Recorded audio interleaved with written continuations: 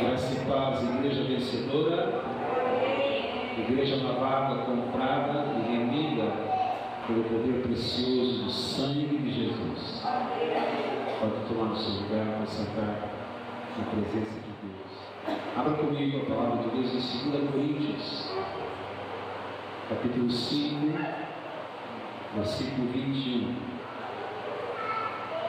2 Coríntios, capítulo 5, versículo 21. Quantos conhecem esse versículo? Digam amém. Quantos já ouviram esse versículo? De cor, a gente já sabe, não é?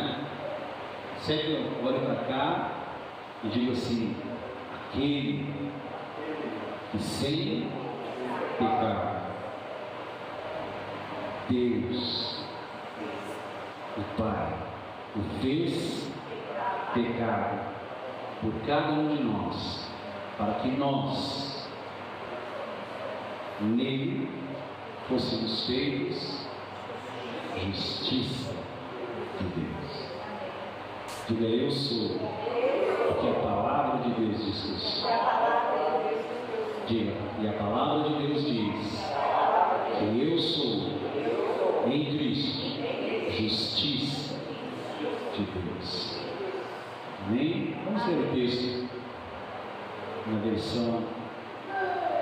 Vamos lá. Aquele que não conheceu pecado, ele o fez pecado por nós, para que nele fôssemos feitos justiça de Deus. Amém?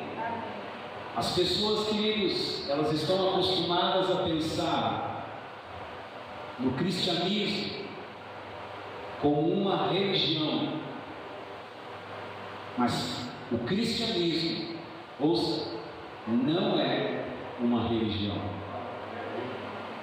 E o que é religião? Já falei aqui. O que é religião? É uma fórmula humana de tentar se religar a Deus sem Cristo. Evidentemente, queridos, nós falamos para as pessoas de fora como se fosse uma religião, a fim de que elas possam entender. Mas a verdade é que o cristianismo não é uma religião. Cristianismo, o que é? O que é o cristianismo? Eu vou dizer nessa noite: cristianismo é crer corretamente. Não é, antes de tudo, uma questão de se comportar. Cristianismo não é isso, uma questão de se comportar corretamente. Mas sim, o cristianismo é uma questão de crer corretamente. Evidentemente, nós teremos um comportamento correto, mas apenas como resultado da nossa crença, do nosso crer correto. Crer corretamente é importante. Eu disse o que agora? Crer corretamente é importante. Crer, queridos, corretamente é importante porque sua fé afeta o seu espírito. Crer corretamente é importante porque a sua fé afeta o seu corpo. Crer corretamente é importante porque a sua fé, ela afeta a sua alma. Crer corretamente é importante porque a sua fé, ela afeta a sua vida financeira. Por isso que cristianismo é crer corretamente. E por isso que é importante crer corretamente. Porque o nosso crer afeta a nossa vida familiar. O crer corretamente é importante porque ele afeta todos os aspectos da nossa vida. Vocês estão aqui mesmo? Todo comportamento, diga isso, todo comportamento. Diga entendendo o que você está dizendo. Diga, todo comportamento é resultado de uma crença. Uma crença errada sempre vai produzir um comportamento errado. Diga isso agora. Uma crença errada.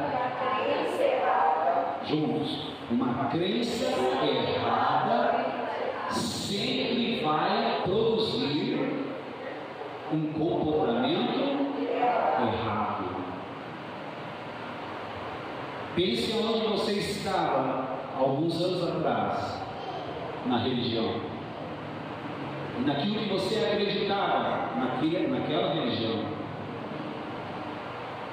Vocês estão aqui? Olhem para mim. Não existe uma teologia neutra, pois aquilo que eu creio vai produzir um estilo de vida como resultado.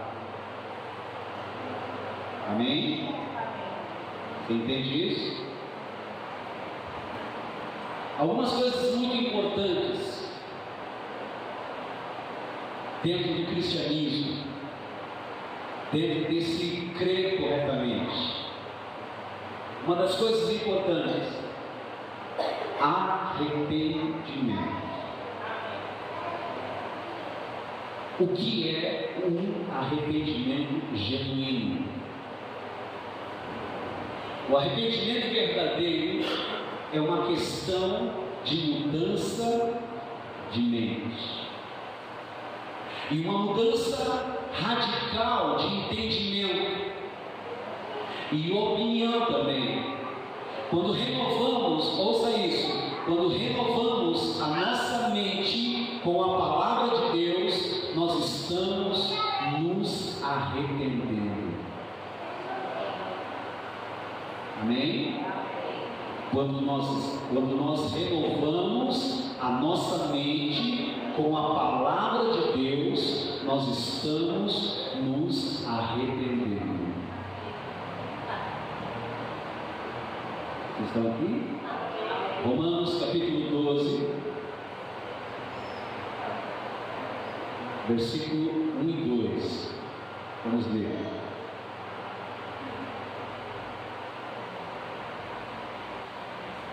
Depois eu quero mostrar para você no Evangelho uma ilustração desse arrependimento. Vamos lá?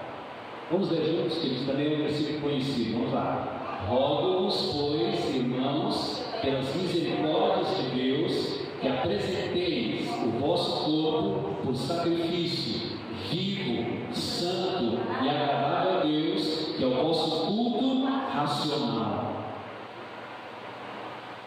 E não vos conformeis com este século, mas transformai-vos pela renovação da vossa mente, para que experimenteis qual seja a boa, agradável e perfeita vontade de Deus. Amém? Arrependimento é uma questão de mudança de mente. Quando nós renovamos a nossa mente com a palavra de Deus, nos expondo a palavra de Deus, verdadeiramente nós estamos nos arrependendo. No Evangelho de Lucas, capítulo 15, o Senhor Jesus ele contou uma parábola para ilustrar o arrependimento. Vamos ler alguns versículos desse texto. Lucas capítulo 15, versículo 3 ao 7. Vamos lá. Lucas capítulo 15, versículo 3.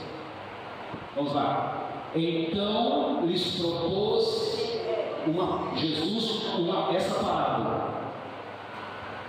Qual dentre vós é o homem que, possuindo 100 ovelhas, e perdendo uma delas, não deixa no deserto as 99 e vai em busca da qual se perdeu até encontrá-la? Achando-a, faz o quê? Põe-a sobre os ombros, cheio de júbilo, e indo para casa, reúne os amigos e vizinhos, dizendo-lhes: o que ele diz? Alegrai-vos comigo, pois já achei a minha ovelha perdida. Digo-vos que assim haverá maior júbilo no céu por um pecador que faz o quê? Se arrepende, do que por 99 justos que dizem que não precisam mais de arrependimento. Estão aqui? Ouça o que eu vou dizer. Preste atenção, olhe para mim.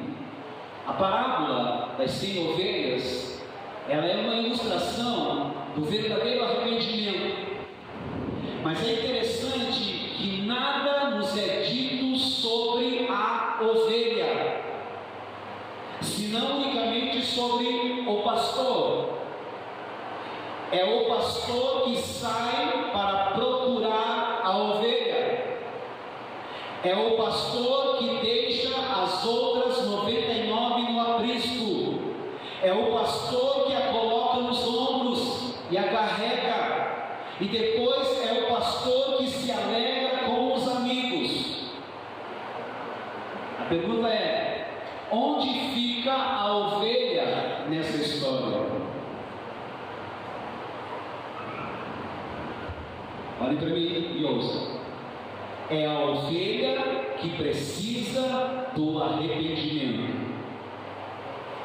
A única atitude da ovelha foi a de se deixar. Eu disse o quê? Se deixar ser levada para casa.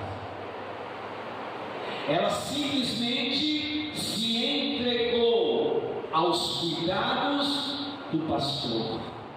E o Senhor disse que esse é o verdadeiro arrependimento na parábola. E quem disse isso não foi o pastor Nelson. Quem disse isso foi o sumo pastor da igreja, Jesus Cristo. Para se permitir ser levada, a ovelha precisa, ouça, e eu sou ovelha aqui ouvindo com você. Para se permitir ser levada, a ovelha precisa reconhecer que está perdida. Ela precisa perceber o amor do pastor. E eu quero dizer que o seu pastor te ama.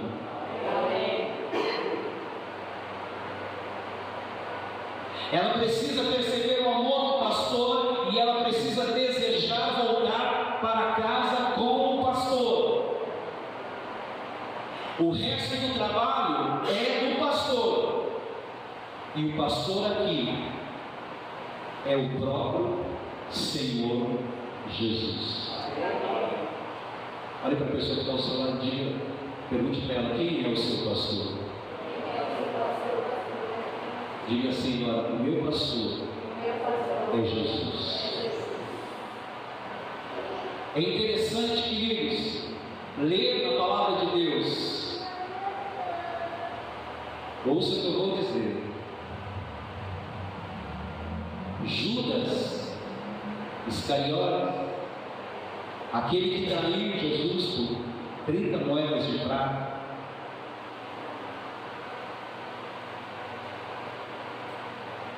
o texto da palavra diz que ele se arrependeu depois de ter traído Jesus e devolveu as moedas.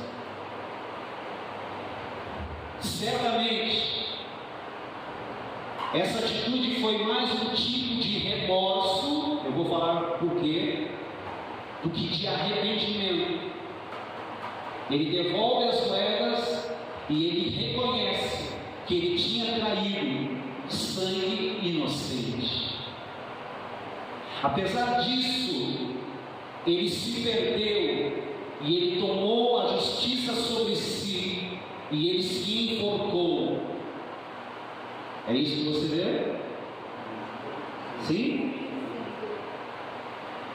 Então nós podemos dizer que ele não se permitiu, como ovelha, ser levado pelo seu bom pastor. Ele se enforcou, aos detalhes, ele se enforcou numa árvore, sem saber que poucas horas depois, o Filho de Deus seria pendurado no madeiro para salvá-lo. Que triste isso. Romanos, vamos ler? Romanos capítulo 2, versículo 4. Tem muito texto que eu preciso acelerar, correr, vamos lá. Vamos ler. Ou desprezas a riqueza da sua bondade e a tolerância e a longanimidade, ignorando que a vontade de Deus é que te conduz ao arrependimento? O Velho Testamento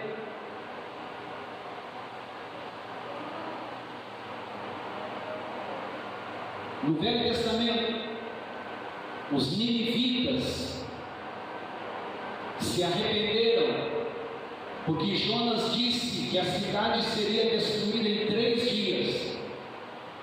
No Novo Testamento, porém, é a bondade de Deus que nos conduz ao arrependimento. Bondade e misericórdia certamente nos seguirão todos os dias das nossas vidas e habitaremos na casa do Senhor para sempre. Aleluia. Foi o olhar amoroso de Jesus que conduziu Pedro ao arrependimento.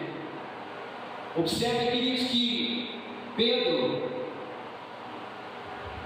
somente chorou depois que ele viu o olhar de Jesus. Assim, não foi o choro de Pedro que atraiu o amor de Deus, mas foi o amor de Jesus que levou Pedro a chorar. No Velho Testamento, o homem precisava se arrepender primeiro, e então Deus o abençoaria. Ouça isso, porque isso é para nós. No Novo Testamento, nós provamos primeiro o amor de Deus, e então nos arrependemos. João, ele pregava o arrependimento para a remissão dos pecados. A palavra do Senhor diz lá em Marcos, capítulo 1, versículo 4 e 5, o irmão vai projetando e eu vou lendo. Apareceu João Batista no deserto, pregando batismo de arrependimento para a remissão de pecados. Saíam a ter com ele da província da Judéia e todos os habitantes de Jerusalém, e confessando seus pecados, eram batizados por ele no rio Jordão. João, ele foi o último profeta da lei no Velho Testamento. Lucas, capítulo 16, versículo 16 diz: a lei e os profetas vigoram até João. A lei e os profetas vigoram até João. Desde esse tempo vem sendo anunciado o Evangelho do Reino de Deus, e todo homem se esforça para entrar nele, ou entrar por ele. Jesus,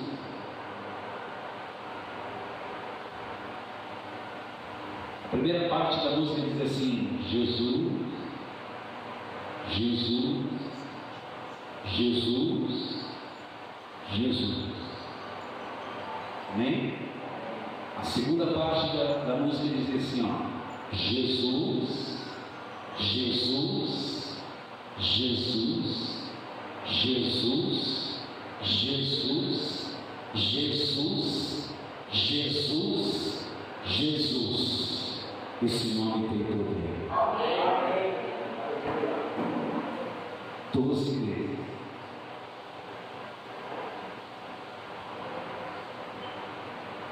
Jesus, porém, pregou o arrependimento para que eu e você possamos crer no Evangelho. O que eu disse que é cristianismo? Cristianismo é crer corretamente. Jesus prega o arrependimento para crermos corretamente. Marcos, capítulo 1, versos 14 e 15. Quando estava lendo esse texto, me veio uma música, só que não deu para trazê-la para essa noite. Vamos trazer para domingo que vem. Amém? Olha só, tem uma música aqui. Depois de João ter sido preso, foi Jesus para a Galileia, pregando o Evangelho de Deus. Presta atenção, a lei veio até, a lei e os profetas veio até João. João para, João é preso, João é retirado da história, depois João é decapitado. Jesus começa agora o seu ministério. Depois, vamos ler novamente, vamos voltar. Depois de João ter sido preso, foi Jesus para a Galileia, pregando o Evangelho de Deus, dizendo, o que Jesus dizia agora? O tempo está cumprido e o reino de Deus está próximo. Arrependei-vos e crede no Evangelho. Cristianismo é crer corretamente. Arrependei-vos e creiam corretamente. E aquilo que eu creio é aquilo que eu falo.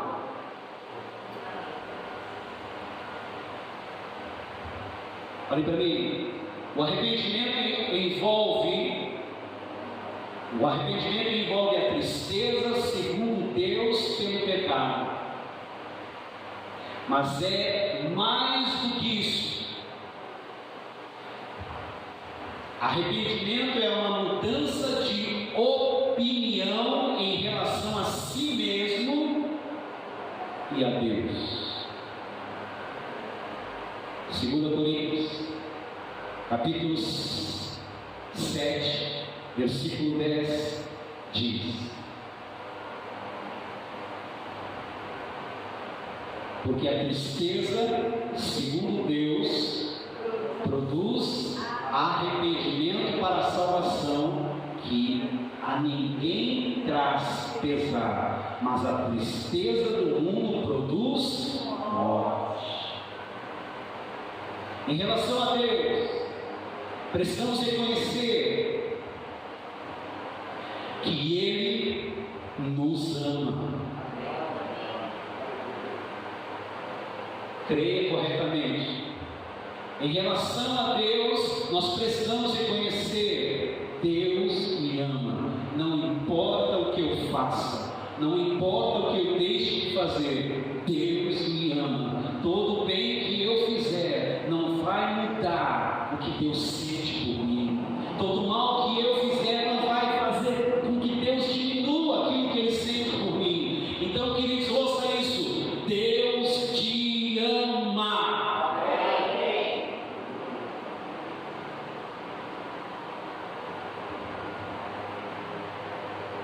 Ouça o que eu vou dizer novamente.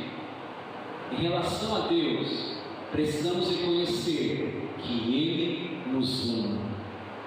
O Senhor já nos amava quando vivíamos no pecado e blasfemávamos contra Ele. Mesmo assim, Ele já nos amava. Atos capítulo 20, versículo 21, diz: testificando tanto a judeus como a gregos o arrependimento para com Deus e a fé em nosso Senhor Jesus Cristo. Em relação a nós mesmos, nós precisamos reconhecer o pecado da justiça própria. O arrependimento segundo o Evangelho é abandonar a ideia de que nós possuímos alguma justiça própria. O arrependimento, na verdade, é um arrependimento de obras mortas. É reconhecer que boas obras, diga boas obras, diga moralidade, sacrifícios religiosos, diga mais uma vez, boas obras, moralidade, sacrifícios religiosos, não podem nos salvar. Hebreus capítulo 6, versículo 1 diz: por isso, pondo de parte os princípios elementares da doutrina de Cristo,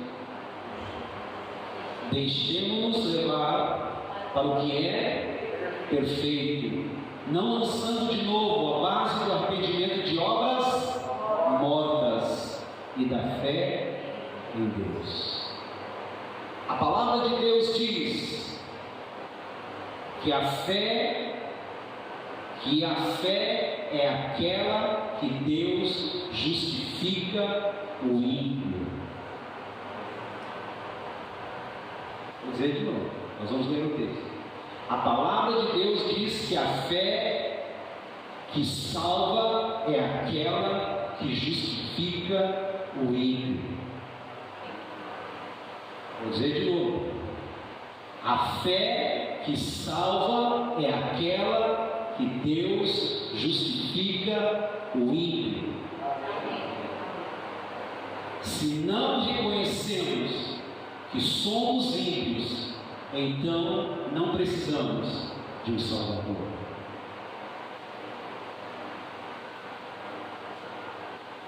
Essa palavra, esse texto que eu vou ler agora, ele foi um divisor de águas para mim começar a pregar tudo que eu estou pregando desde 2019 para cá. Romanos capítulo 4, versículo 5. Veja que tremendo isso aqui. Você precisa entender que Deus te deu aquilo que Deus me deu ontem, que Deus te deu agora. Vamos lá. Mas ao que não trabalha, porém crê naquele que justifica o ímpio, a sua fé lhe é atribuída como justiça. Mas ao que não trabalha, porém crê naquele que justifica o ímpio, a sua fé lhe é atribuída como justiça. Olha só essa declaração de Lutero. Lutero dizia: Senhor, Tu és o meu pecado na cruz, e eu sou a Sua justiça na terra.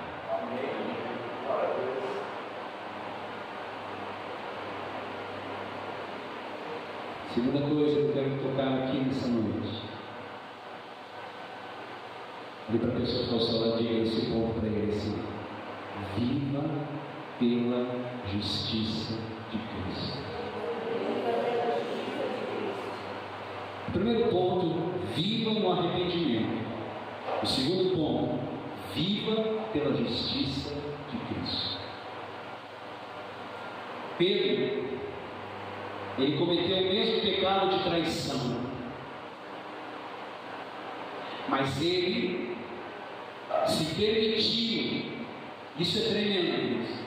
Pedro se permitiu ser amado pelo Senhor. Muitos são como Judas, querem fazer justiça punindo a si mesmo pelos seus próprios pecados, pela traição, por pisar na bola, por pecar, por entristecer ao Senhor. Então eles querem se punir, como Judas. Quando fazemos isso, estamos simplesmente andando, queridos, ouça, pela justiça própria. Mas a nossa justiça é Cristo. Ele se fez pecado por nós, para que nós fôssemos nele feitos justiça de Deus. A mãe de todos os pecados, diga isso. A mãe de todos os pecados. A mãe de todos os pecados é a justiça própria. O Senhor Jesus, Ele amaldiçoou a figueira, porque ela simbolizava a justiça própria. No tempo em que devia estar seca, aquela figueira estava verde e com folhas, mas não tinha frutos. A primeira menção na palavra de Deus da figueira, eu já falei sobre isso.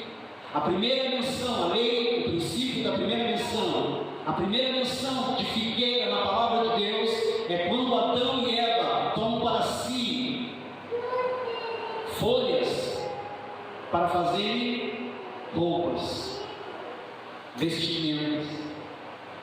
As cintas, elas tipificam as obras humanas tentando se justificar diante de Deus. Ouça o que eu vou dizer, em nome de Jesus. Amaldiçoe a justiça própria na sua vida. Renuncie toda a justiça própria diante de Deus e se aproprie a partir deste momento da justiça que vem de Cristo, porque através dela você é aceito na presença de Deus.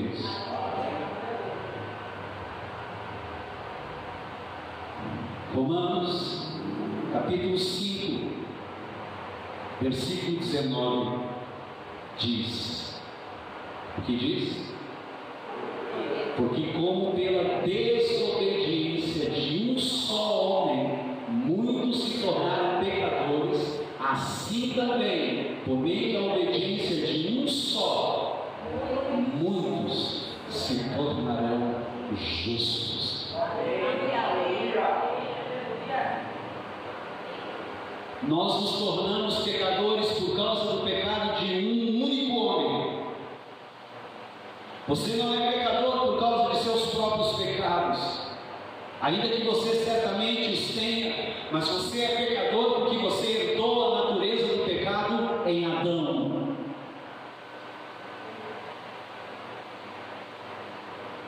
Isso pode soar injusto para você, uma vez que não nos parece razoável sermos condenados pelo pecado de um homem.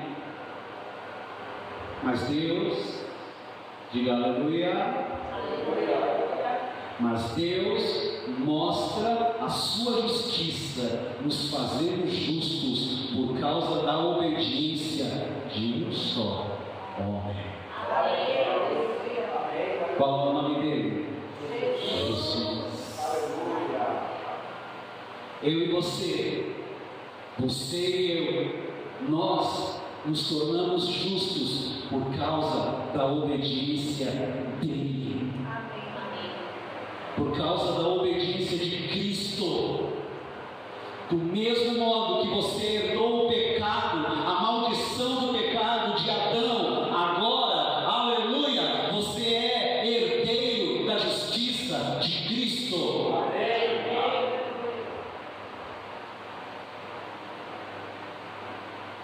No tempo em que você era pecador, certamente fazia boas obras. No tempo em que você era pecador, certamente você dava esmolas aos pobres. No tempo em que você era pecador, certamente você ajudava os enfermos e coisas assim. Essas obras faziam você justos diante de Deus? Pelo conhecimento que você tem hoje? Não. Você ainda era um pecador. Ouça agora, para derrubarmos alguns sofismas aqui nessa noite, em nome de Jesus. Existem pecadores decentes e existem pecadores realmente malignos. Sim ou não? Estranho dizer isso, mas é verdade.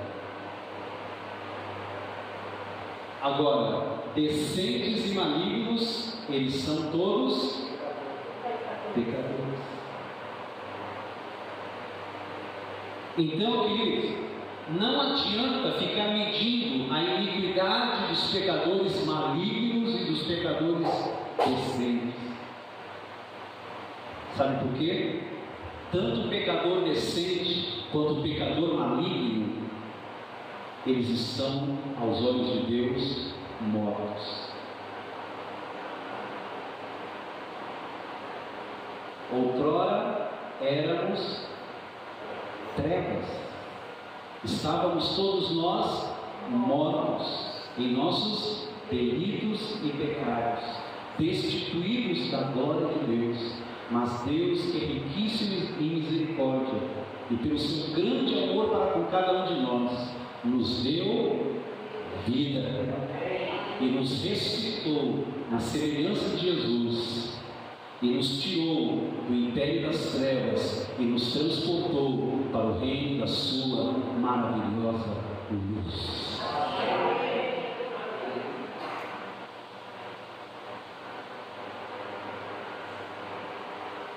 Pecadores decentes ou pecadores malignos, todos são pecadores e estão mortos diante de Deus, e ninguém pode estar mais morto do que o outro. Todos necessitam igualmente receber a vida de ressurreição.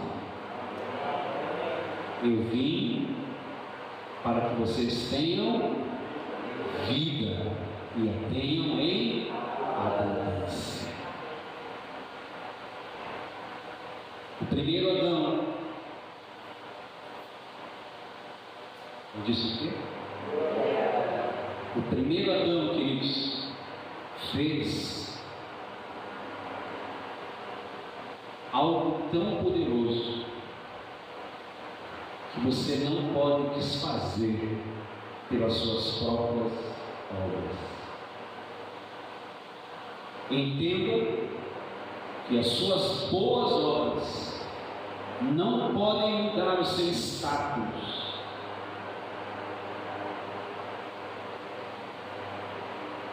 O seu status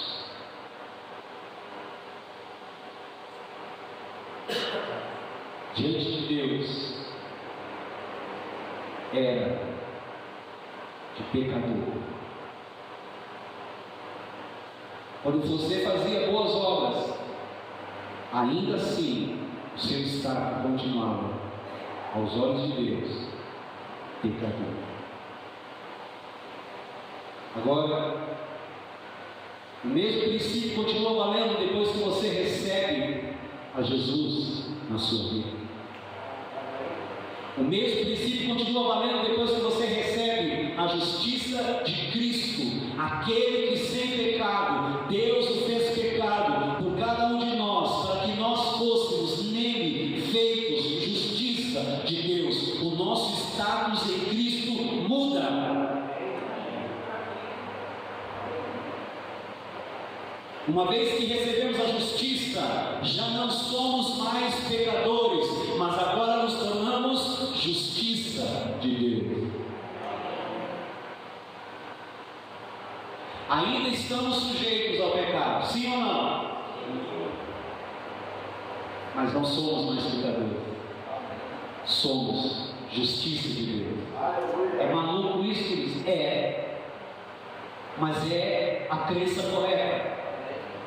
Porque se não for assim, queridos, você vai viver uma vida inteira dentro desse planeta Terra, oprimido dentro de um lugar que deveria ser o lugar mais maravilhoso para você no final de semana, a igreja.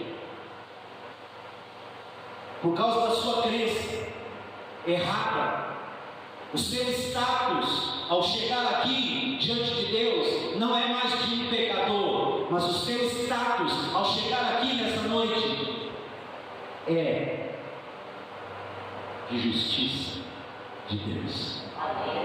E por causa dele, o seu louvor é aceito. Por causa dele, a sua adoração é recebida por Deus. Por causa dele, as suas orações sobem diante do trono de Deus, levada em taças de ouro pelos anjos. Por causa dele, querido, as suas ações de graça são recebidas. Por causa dele, a sua semana é abençoada. Porque você não é um pecador mais.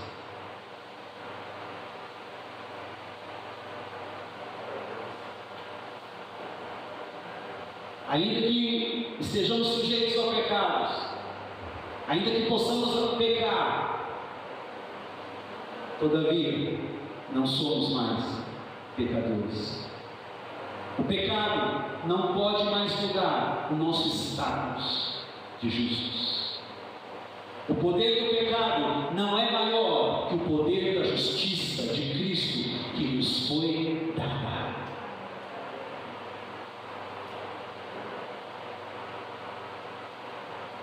Estão aqui? Nunca julgue o seu status pelo seu comportamento, mas sempre julgue o seu comportamento baseado no seu status. Eu sei que é um jogo de palavras e que você fica embaralhado, mas quem pega.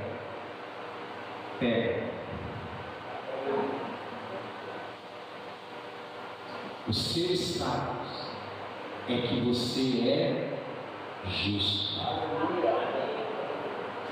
Então declara que o seu comportamento errado é agora inadequado para alguém que é justo como você, mas nunca faça o contrário. Não rejeite a sua condição de justo, porque você pecou.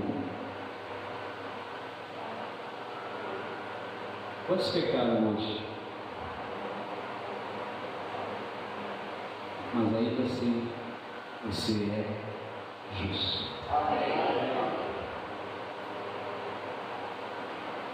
Quantos aqui entristeceram a Deus essa semana? Pensamentos, palavras. Vou falar algo aqui, queridos, que muitas vezes podemos estar pecando, até mesmo, queridos, num momento solene aqui dentro, na hora da adoração. Mas mesmo assim, isso não muda o meu status diante de Deus. Queridos, o que eu estou dizendo agora não é um tipo de licença para sair pecando. Em primeiro lugar, a força do pecado não é a graça, e sim a lei. E também porque o pecado não tem mais domínio sobre aqueles que estão debaixo da graça. Romanos 6, 14.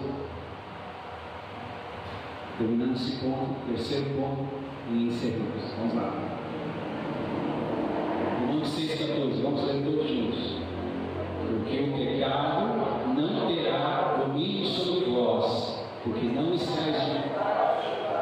e sim a graça. Vamos ler mais uma vez? Porque o pecado não terá domínio sobre vós, pois não estáis debaixo da lei, e sim debaixo da graça. Diga: estou debaixo da graça. O pecado não tem domínio sobre a minha vida. Mais uma vez, diga: eu estou debaixo da graça e o pecado não tem domínio sobre a minha vida. Você pode aplaudir o Senhor por isso?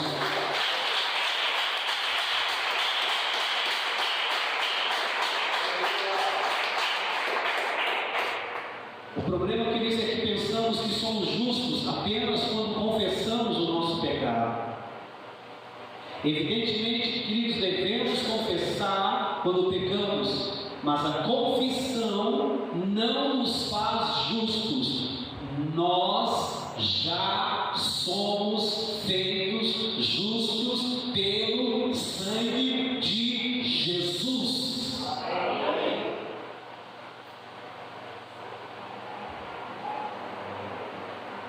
É um desafio que eles derrubar sofismas de anos e anos numa palavra como essa. Aceitar isso na simplicidade, mas isso é cristianismo, é crer corretamente. O decreto desse ano diz que para você viver dias felizes, e para você viver dias felizes, você precisa crer corretamente. O decreto diz, queridos, para vivermos anos prazerosos, e para vivermos anos prazerosos, precisamos corrigir a nossa crença.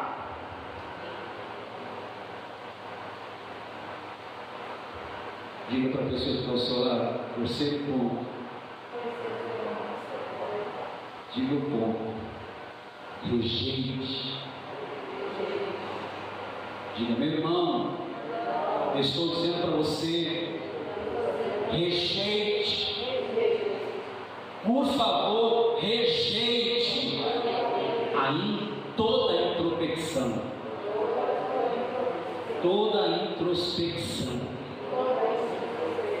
Em nome de Jesus.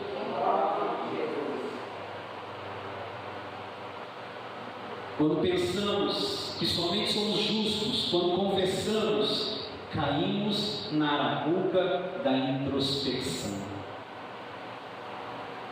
Ficar se olhando, ficar se analisando o tempo todo produz angústia e morte.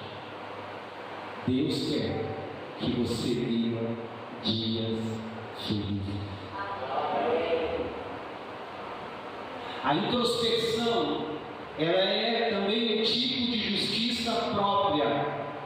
E a carne é a carne tentando se melhorar, mas nunca vai conseguir, porque os que estão na carne não podem agradar a Deus. É o homem pensando que pode se transformar pela força do seu próprio braço. É o homem tentando se mudar, fazendo promessas. São aqueles pactos, são aquelas alianças que fazemos no final de cada ano, no dia 31 para o dia 1º, dizendo: o ano que vem eu vou para a academia. O ano que vem eu vou perder esses quilinhos a mais. O ano que vem eu vou fechar a minha boca.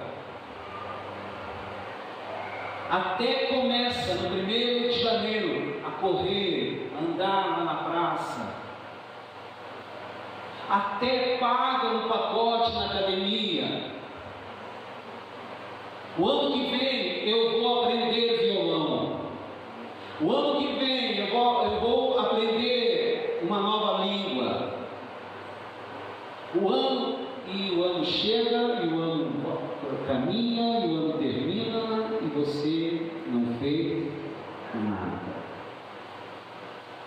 O ano que vem eu vou guardar dinheiro.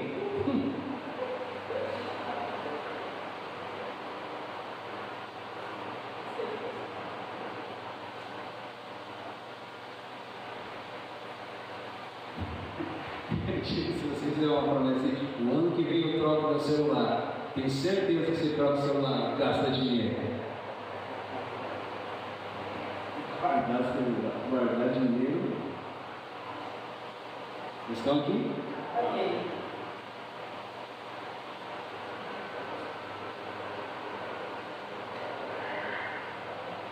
O diabo procura nos levar a ficar ocupados conosco mesmos, nos olhando e analisando o tempo todo, e o resultado disso, de fazermos isso, de praticarmos isso, será sempre um sentimento de culpa, um sentimento de depressão. E olha, queridos, que isso tem dentro da igreja, gente sentindo culpa, gente depressivo, deprimido, gente desanimada, gente incrédula, por causa disso, da introspecção. O alvo não é olhar para você, o alvo é olhar para Ele, o alvo é olhar para Cristo, olhando firmemente para o autor da nossa fé, esquecendo as coisas que para trás ficam, avançando para o alvo que nos está sendo proposto, prossigamos.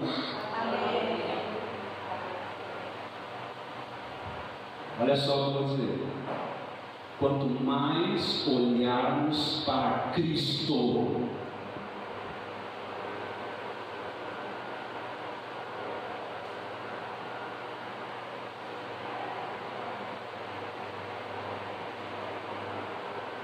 seremos mais cheios de vida,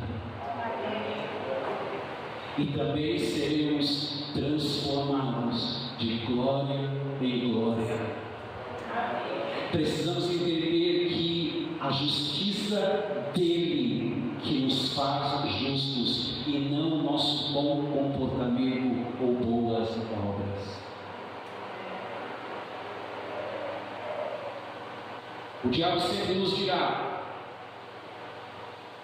olhe para você, você não obedeceu o suficiente. Como pode crer em Deus para receber a cura? Como você pode crer em Deus para mudar a sua vida financeira? Você não está obedecendo o suficiente. Você já não é mais justo diante de Deus por essa desobediência. É isso que o diabo fala. E é nesse momento, eu disse o que é agora? É nesse momento, olha para a pessoa que está ao ladinho, é nesse momento, meu irmão, olhe para mim agora, é nesse momento que nós precisamos trazer todo o pensamento à obediência de Cristo, e lembrarmos do nosso status em Cristo. Qual é o teu status em Cristo? Justo. Eu sou justo. O diabo está falando que eu desobedeci, por isso eu não sou tão merecedor da cura. O diabo está dizendo para mim que eu não sou tão obediente e eu não sou tão merecedor da prosperidade. Mas o meu status, aleluia, eu sei da minha desobediência, mas o meu status diante de Deus ainda não mudou e não mudará. O meu status é justo. E a Bíblia diz que o justo jamais mendigará o pão. A Bíblia diz que o justo, aleluia, ele habitará na presença de Deus.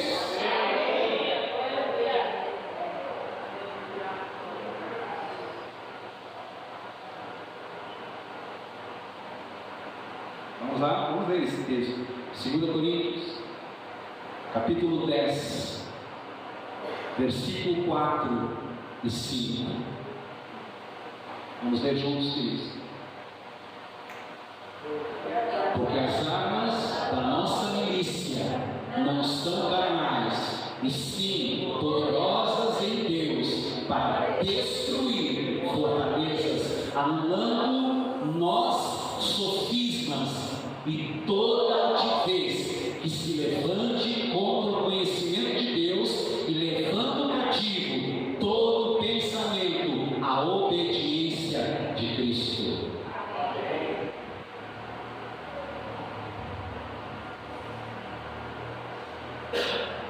não é o que nós trazemos,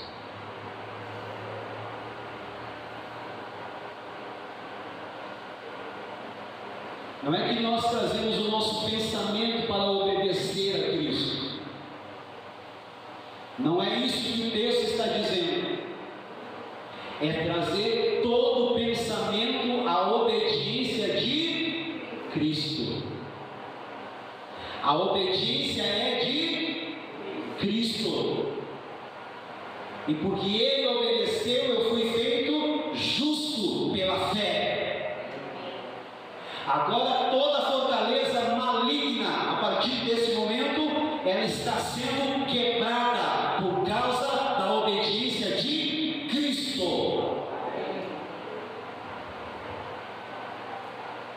A coisa começa a acontecer. As coisas começam a acontecer quando você entende isso. Ele obedeceu para te abençoar. Ele obedeceu para que você fosse curado. Ele obedeceu para que você fosse salvo. Ele obedeceu para que você prospere. Ele obedeceu para que você viva uma vida feliz. Ele obedeceu para que você tenha vida.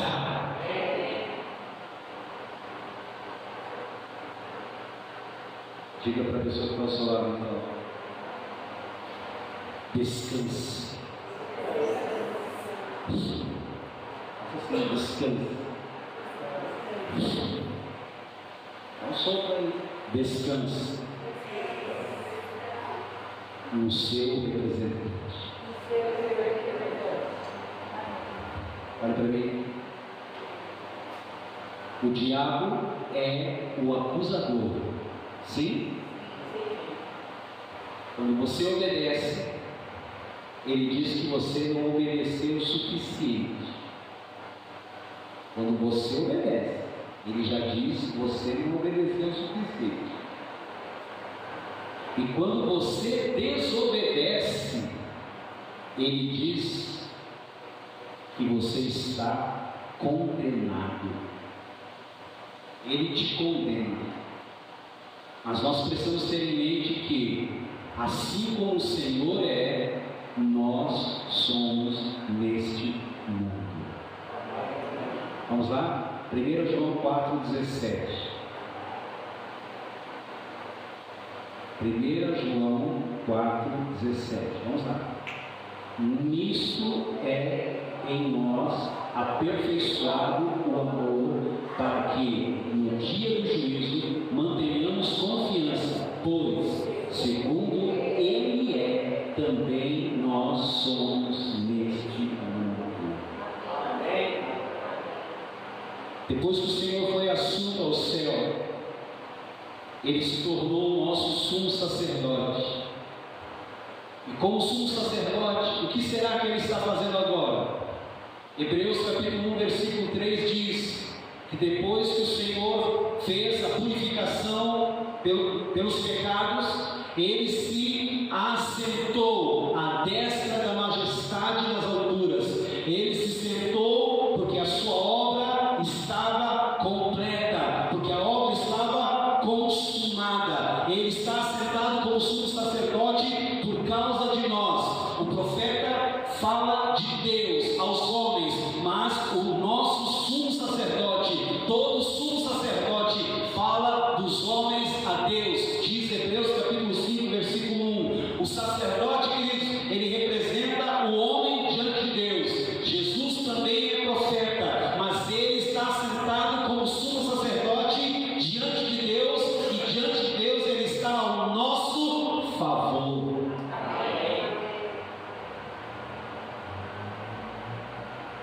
Ele nos representa diante de Deus. Ele é o nosso representante. Você pode descansar nele. Descanse no seu representante. Vinde a mim. O seu representante diz: vinde a mim, todos vós que estáis cansados, oprimidos, Vinde a mim todos vós que estáis sobrecarregados. Descanse no seu representante e encontrareis descanso para as vossas almas. Hebreus capítulo 5, versículo 1.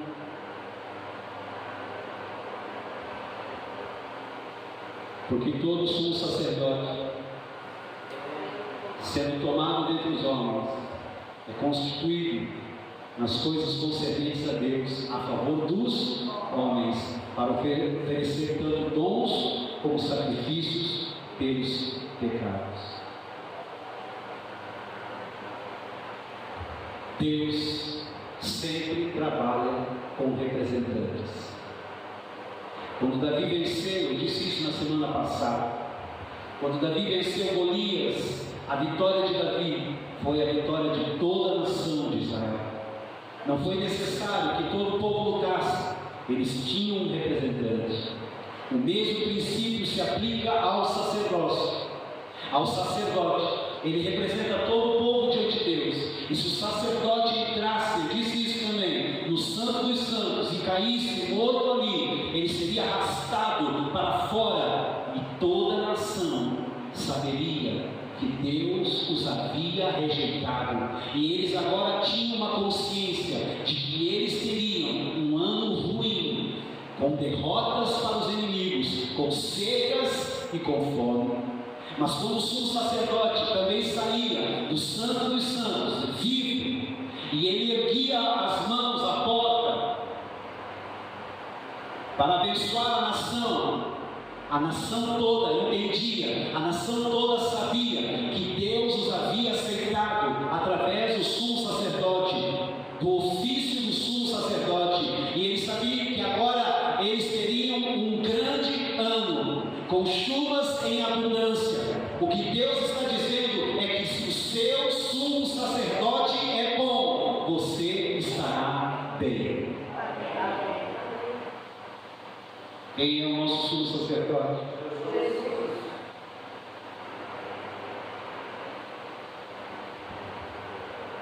Mas os bons sacerdotes envelheciam, os bons sacerdotes morriam, e por causa disso, que a segurança do Velho Testamento não era permanente.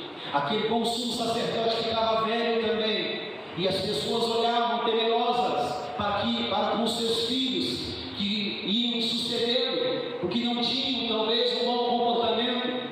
Mas agora nós temos um sumo sacerdote, aleluia! Jesus é o nosso sumo sacerdote e ele vive para sempre, ele é eterno. Quando o sumo sacerdote é aceito, nós somos aceitos também, e hoje o nosso sumo sacerdote é Jesus.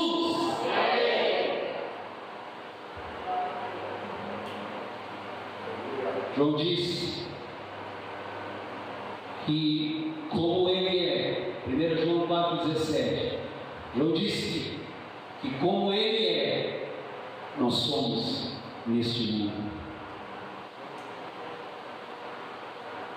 Se ele é aceito por Deus, nós desse mundo, aqui e agora, somos aceitos por Deus.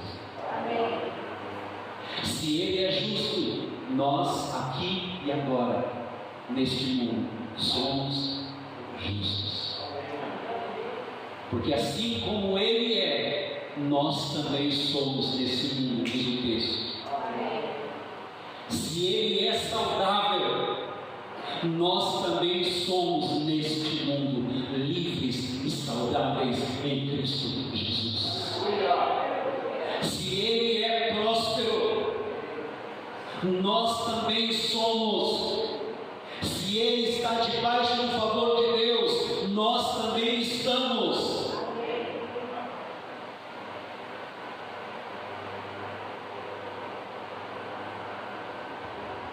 Sei que são afirmações poderosas, que eventualmente são confrontadas pelas nossas circunstâncias, pelas nossas realidades. Olhe para mim.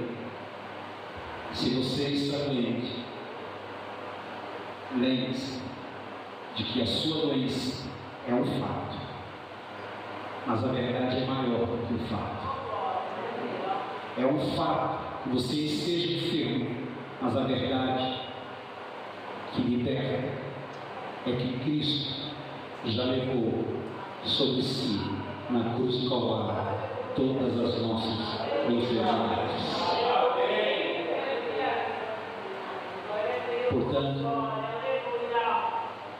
Portanto, fique com a verdade e rejeite o fato. O fato é momentâneo, mas a verdade ela é eterna. No Velho Testamento, o sumo sacerdote tinha de usar uma roupa especial, uma mitra na cabeça. Cada peça do vestuário do sacerdote tem, na verdade, uma maravilhosa relação com a nossa redenção. Na frente da sua testa tinha uma placa de ouro, na qual estava escrito santidade ao Senhor. Qual é o ensino espiritual aqui? A resposta está no livro de Êxodo. Vamos abrir Êxodo capítulo 28, versículo 38.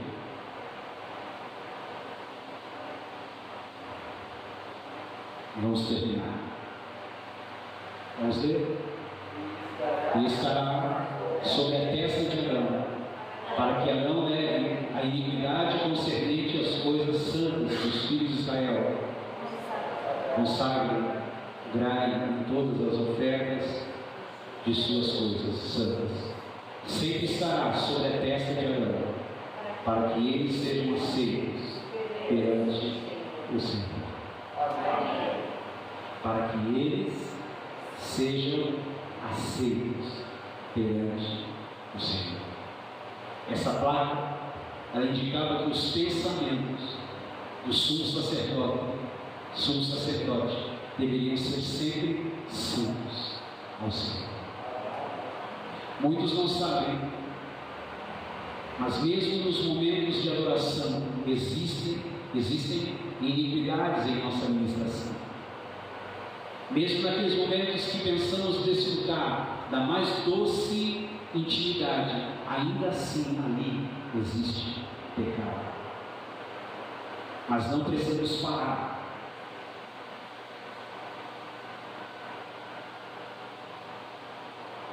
Preocupados, pois o nosso sumo sacerdote, Cristo, na sua mente, tem santidade, para que nós sejamos aceitos diante de Deus da terra. Desde que os pensamentos de Cristo sejam santos, nós seremos sempre aceitos diante de Deus.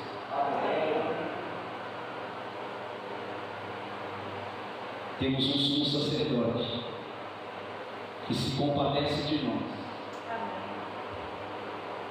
Amém? Ele conhece as tuas dores, Ele conhece as tuas lutas, Ele conhece as tuas agruras, Ele conhece as tuas necessidades. Glorifique. Ele é o Deus que nessa noite te dá forças. Ele é o Deus que nessa noite te toma pela mão e te levanta. Ele é o Deus que te toca nessa noite e te renova. Eu falei na semana passada, porque Arão foi escolhido como sumo sacerdote e não Moisés. Eu falei que isso era muito curioso, porque Moisés era o libertador, o homem que falava com Deus face a face, mas ainda assim Deus escolheu Arão como sumo sacerdote. E por que Deus escolheu Arão e não Moisés? A razão disso é que Moisés nunca tinha sido ensinado escravo, como o povo. Enquanto todo o povo sofria debaixo da escravidão, Moisés estava no palácio de Faraó. Ele então não podia se identificar com o povo. Por outro lado, Arão sofreu junto com o povo. O sumo sacerdote ele precisa ser alguém que se identifica com o seu povo. Esta é a razão, aleluia, porque Cristo se fez homem para ser o nosso sumo sacerdote. Ele nos compreende, Ele nos ama, porque se fez como cada um de nós. Apocalipse, capítulo 7, versículo 17 diz: pois o Cordeiro que se encontra no meio do trono os apacentará e os guiará para as fontes da água da vida, e Deus lhes enxugará dos olhos toda a lágrima. Quem nos apacenta, preste atenção, quem nos apacenta não é o grande pastor, mas quem nos apacenta é o Cordeiro. Ele se fez Cordeiro para que pudesse se compadecer de nós e intercede por nós diante do Pai. É claro que Ele é o supremo pastor, mas Ele só é supremo porque também é um Cordeiro. Ele é o Cordeiro que tira o meu e o seu pecado. Ele é o Cordeiro que foi morto. Ele é o Cordeiro que derramou seu sangue para nos dar uma eterna redenção, perdão, santificação, justificação, livre acesso hoje diante do trono da graça. Ele é o Cordeiro que derramou seu sangue para nos tornar livres de toda culpabilidade, para nos dar vitória. Jesus é a tua vitória, e vitória é a tua história. Vamos ficar de pé e aplaudirmos o Senhor.